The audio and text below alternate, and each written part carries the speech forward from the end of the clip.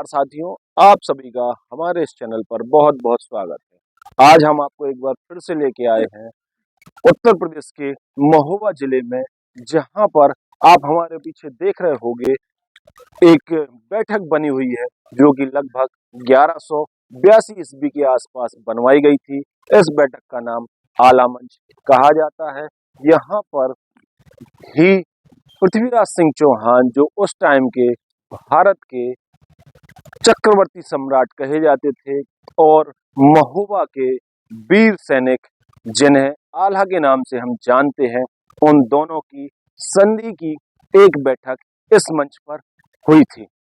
अभी हम आपको लेके चलेंगे उस बैठक के पास और बताएंगे इस बैठक का पूरा इतिहास और इस बैठक में क्या कारीगरी की गई है, उस टाइम के कारीगरों का क्या आर्किटेक्ट हुआ करता था। ये सारी बातें आपको अभी हम इस वीडियो के माध्यम से बताएंगे। तो चलते हैं अभी अपन उस बैठक के पास। और आप देख सकते हो कि यहाँ पर ही एक बना हुआ है तालाब।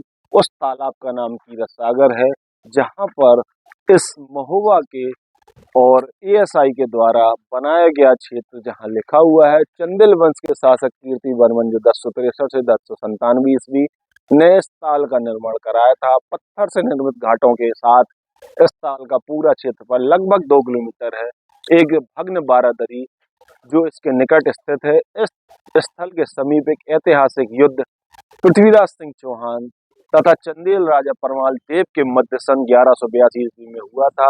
इस ऐतिहासिक युद्ध की स्मृति प्रतिवर्ष यहाँ का ऐतिहासिक मेला, कजरी मेला जिसे कहा जाता है, इसके पूर्वी तट पर लगता है। तो अभी हम आपको लेके चलते हैं उस बारादरी के पास, जहाँ पर पृथ्वीराज सिंह चौहान और यहाँ के सेनापति आल्हा की बैठक हुई थी। यहाँ पर कुछ पिलर के ऊपर कुछ आकृति नुमा भी बना हुआ है। यही कहलाता है आल्हा मंच, जिसके ऊपर अभी हम आपको लेके चलेंगे और दिखाएंगे कि यह मंच अंदर से हमें कैसा दिखाई पड़ता है।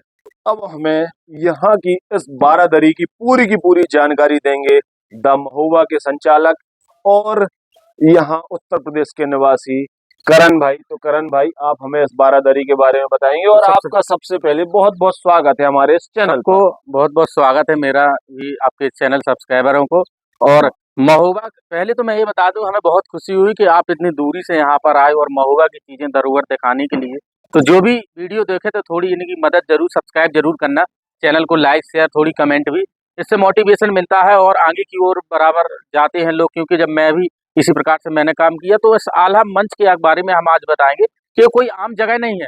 इस जगह पे महान योद्धा पृथ्वीराज चौहान को कौन नहीं जानता है, और बुंदेलखंड के वीर योद्धा आला उदल को कौन नहीं जानता है। यहाँ पर बैठक लगी थी, यहाँ के राजा परमार यहाँ पर बैठे थे। तो पूरी कहानी हम आपको बताने वाले हैं और इतिहास को आपको सुनकर रोंगटे खड़े हो जाएंगे, ऐसी हिस्ट्री है इनकी।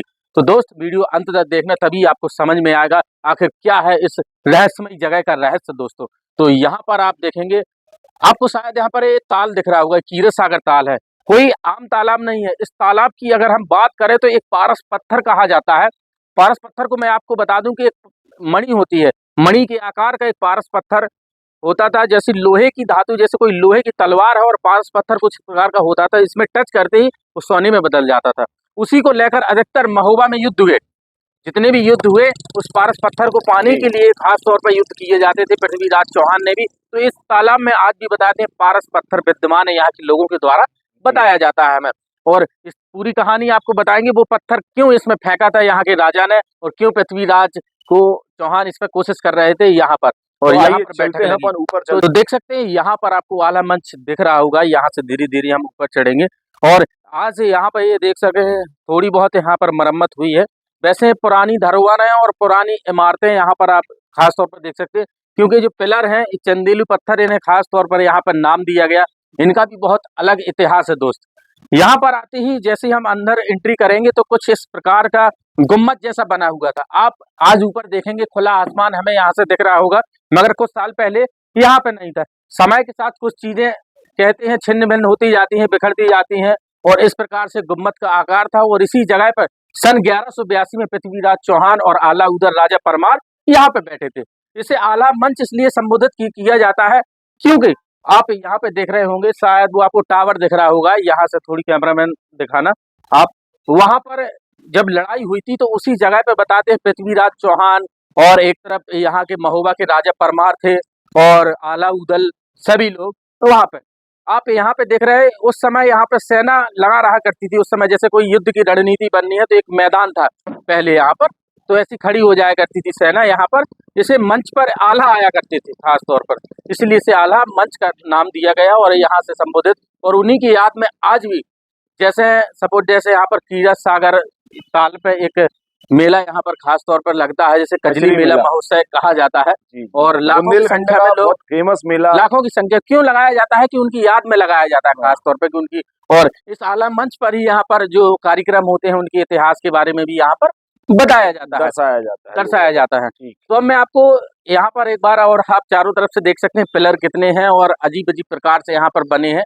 हाँ, आज इन पिलरों की थोड़ी डिजाइन कारीगरी आप दिखा सकते हैं, कुछ इस प्रकार के बनाया करते थे पिलर। लगभग हर पिलर की डिजाइन आपको एक अलग रूप में दिखाई पड़ेगी। हो सकता है ये समय के साथ ऐसी हो गई हो या फिर इनको ऐसा ही बनाया गया हो। आप बनाया गया कि ये पूरा इसी प्रकार से लगभग इसकी डिजाइन अलग है।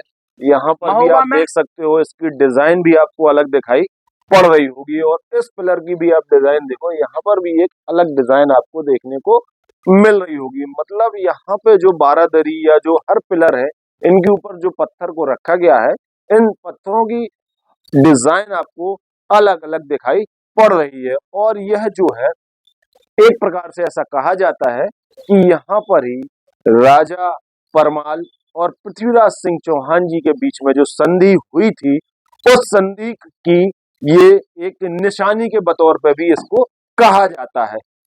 तो आप इस कजरी मेला की जो यहाँ का बुंदेलखंड का महोबा का जो बहुत फेमस मेला है, जिसे कजरी मेला कहा जाता है, उस कजरी मेले की कुछ कहानी है, वो भी आप हमें थोड़ा हमारे दर्शकों को बताने की कृपा करें। मेला में एक रक्षाबंधन के एक दिन बाद इनका एक अलग इतिहास है। रानी से खास तौर पर ये मेला जोड़ा जाता है।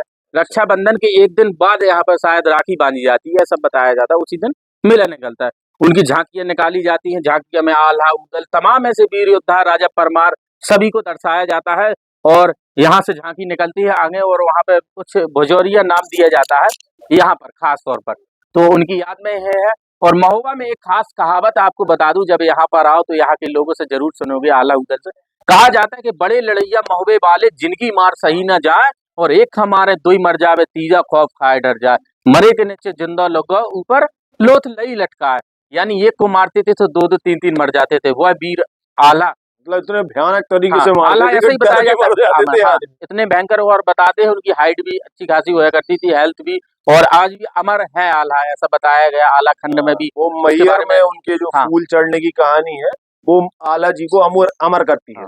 जैसे यहाँ के लोग कभी जैसे दिल्ली जाते हैं या कहीं अदर जगह जाते हैं तो वहां से पूछते हैं आप कहाँ से हो, तो महोबा जैसे ही नाम लेते तो ऑटोमेटिक समझ जाते हैं कि आप आला उदल कि वहां से हो। अच्छा, वहाँ के वीर योद्धा, क्योंकि आप यहाँ उन्नाव तरफ आप चले जाओ तो आल्हा, बहुत लोग यहाँ आगरा तरफ तो आल्हा को बहुत मानते हैं लोग खास तौर पर, और अलग अलग प्रकार से उनकी कहानियां हैं। यहाँ पर आप देख सकते हो। उस पारस पत्थर के बारे में बता दूं, ये तालाब कोई नॉर्मल नहीं है, इस तालाब की भी अलग कहानी है। जब यहाँ पर उस पारस पत्थर को लेकर आप बता रहे थे कि संधि होनी है, संधि जब पृथ्वीराज चौहान 1182 में आता है और आगे डेरा डाल लेता है, राजा के बीच और दोनों राजाओं के बीच बैठक होती है, कहते हैं एक बार, तो इसी जगह पे बैठक हुई थी। और इन्होंने, पृथ्वीराज चौहान ने वो डिमांड रखी थी कि हमें वो दे दीजिए, नहीं तो हम आपके महोबा पर आक्रमण कर देंगे। अपना जो 5 घोड़े और पारस पत्थर जो 5 घोड़े का भी जिक्र होता है, उड़ने वाले घोड़े बताया जाता है। पास मतलब इतनी तेज, इतने फास्ट घोड़े हुआ करते थे कि ऐसा इन्होंने स्पष्ट मना कर दिया था, और हवा की गति से चलते थे। इन्होंने मना एकदम से कर दिया, कोई बात नहीं।